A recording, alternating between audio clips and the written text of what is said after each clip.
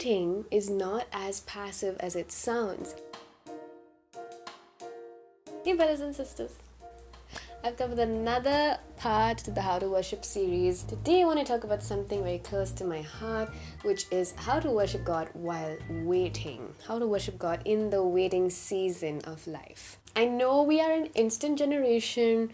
We like to order stuff online, it has to come the next day, or we have to book something and it has to be there the next minute, no matter if you need it at the next minute or not. We like things that are immediate and instant. So you cannot imagine how hard it was for me when I was asked to worship God while waiting for things to happen in my life. It's been some of the most frustrating days and some of the most blessed days. You see, the beauty of waiting is you're literally trusting God with your time. You're putting things on hold for Him, for His will, for His timeline, and God honors that. It takes me to the story of Martha and Mary. When Jesus came to their house, Martha and Mary were sisters, and Martha was cooking food. Being a good hospitable host, she was making something good for Jesus to eat, and her sister Mary, on the other hand, was sitting at the feet of Jesus, just sitting there, just listening to what He said. Now, Indian families will know a guest coming home is like God coming home. Like, you can't eat until they finish eating and all that. This was the kind of house that Jesus had stepped into, but Mary was not budging. She was sitting at the foot of Jesus.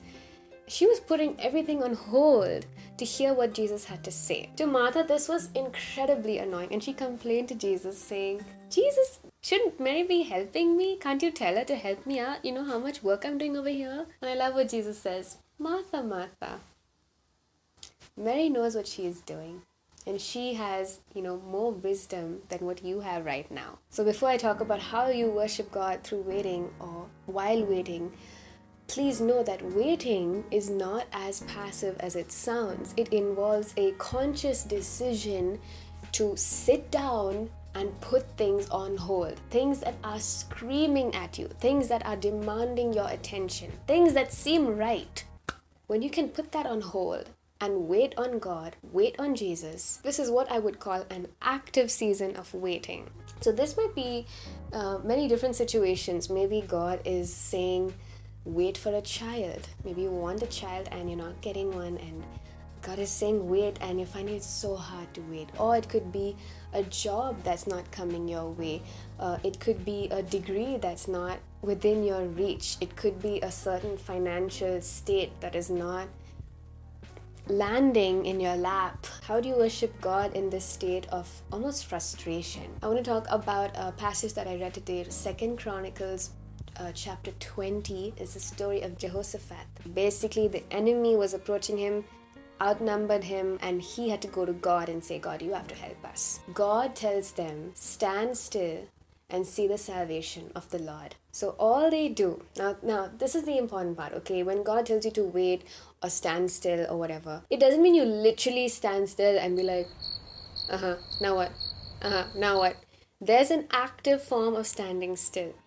So what they did is they didn't have to fight at all, but they did worship God. Jehoshaphat appointed the singers and worshippers of his army to go in the front of the army and lead the army.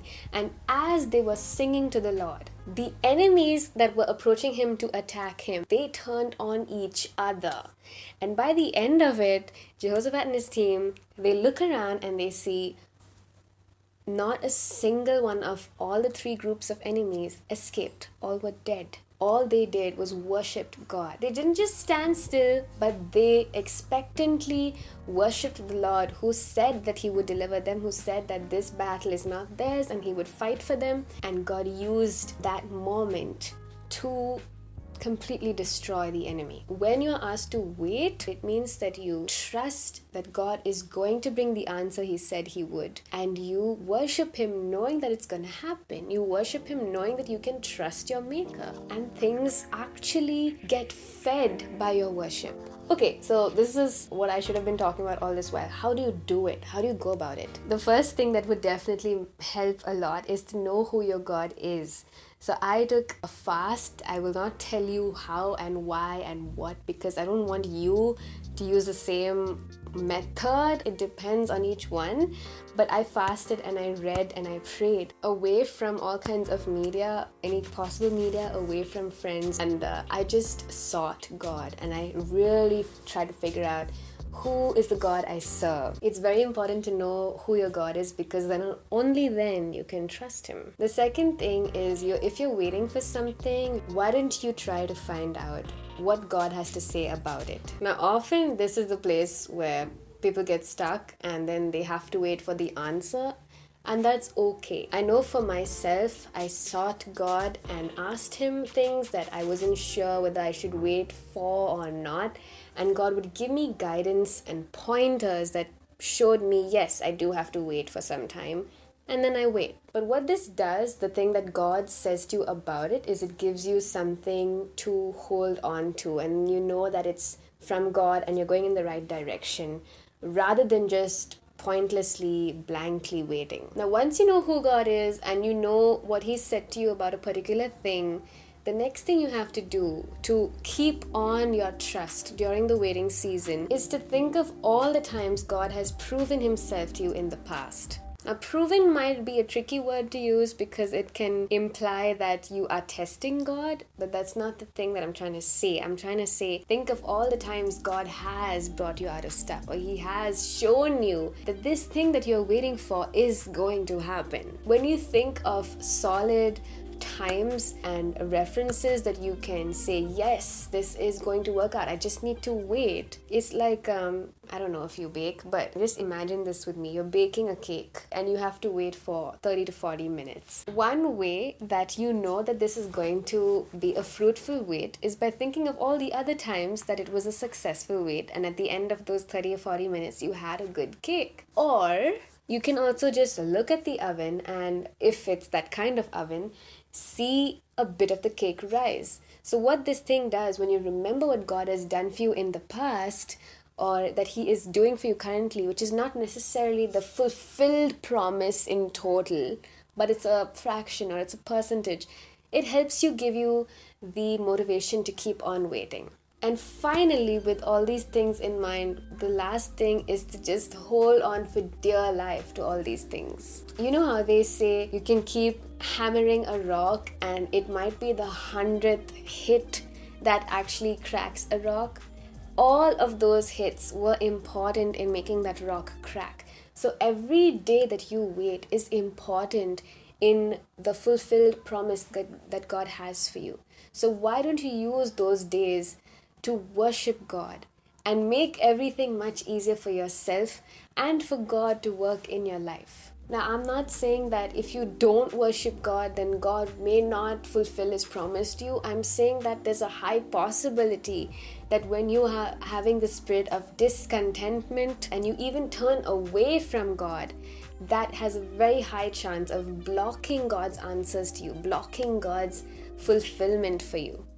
How can he lead you to the promised land if you walk in another direction, right? If the Israelites had not been grumbling and complaining and mistrusting God and turning to other gods while God was taking them to the promised land, they would have gotten there, I think, in 4 days is the answer. It was a much shorter period than the 40 years they took to get there. I don't want that to happen to any of us. Let's worship this God who has given us a promise and wait for it in worship. The act of worship involves sitting at the feet of Jesus and saying, yes, tell me what you have to tell me. I will wait and I will just soak in your holiness, your presence, your word, your truth. Enough blabbering. That's all I wanted to leave with you. I didn't mean to talk so long, but there's so much I have to say about this topic of waiting that I can just go on and on and on. Waiting, though it is frustrating a lot of the time, it is a blessing in disguise. If you're going through a season of waiting and you're finding it trying, why don't you comment below, and I would be happy to have a partner in this. Please subscribe to this channel if you want to keep receiving updates about the videos I'm making, and hit the bell button if you want to immediately be notified, because now YouTube does not notify you unless you hit the bell button. It's really sad for me. And let me know if you get a little bit confused if I do too many different kinds of videos.